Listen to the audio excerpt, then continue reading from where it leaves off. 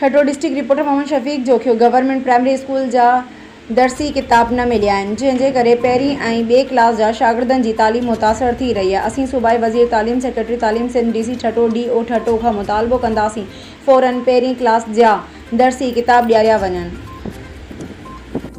अस्सलाम वालेकुम। जीअं त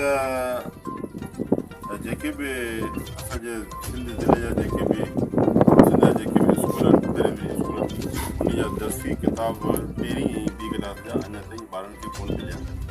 लिहाज़ा पहिरीं ऐं ॿी क्लास जी